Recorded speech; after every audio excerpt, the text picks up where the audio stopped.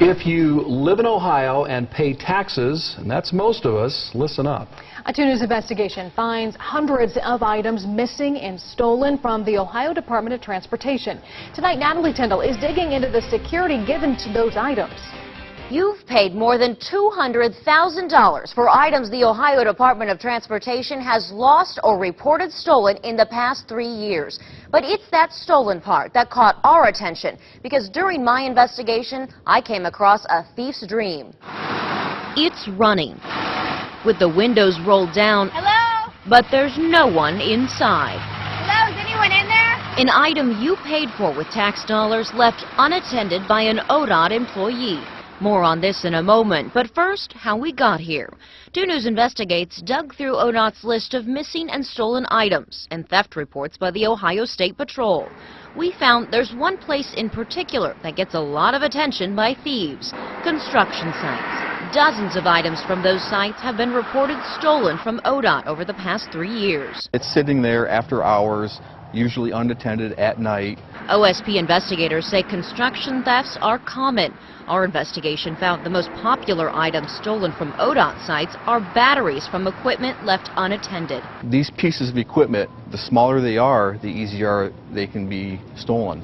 People can use pickups, they can use small utility trailers to pick this stuff up and quickly move away from the scene. So is ODOT doing enough to protect their property? They say they are. An ODOT spokesperson told me their crews rarely leave equipment at a site when no one is there, but if they do, they're trained to lock everything up and leave it out of sight to avoid theft. But remember this truck? While I was tracking down some of that equipment for our investigation, I found it, parked, windows rolled down, running with the keys in the ignition with nobody around. An open invitation for a thief. I stayed there for 30 minutes to see if anyone would come back. Nobody did. Natalie Tyndall with WDTN. We alerted ODOT about the lack of security we found and was told no one would answer questions on camera. Instead, we received this statement admitting that wasn't supposed to happen. It reads, quote, "Under the right circumstances and under lock and key, there are times when we might leave a vehicle running. This was not one of those instances. It is unacceptable, and we are reviewing this situation in order to correct it and communicate it with our employees to make sure it does not happen again." ODOT says they do have tracking numbers on all their equipment, and OSP tries to locate their stolen items, but they don't have the best success rate. How often do you find this equipment?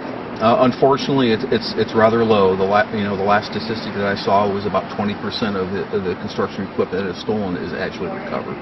Now, OSP investigators tell me they do occasionally set up stings at construction sites to catch thieves. They say if caught stealing from those sites, you could face felony charges. Natalie Tyndall, 2 News, investigates.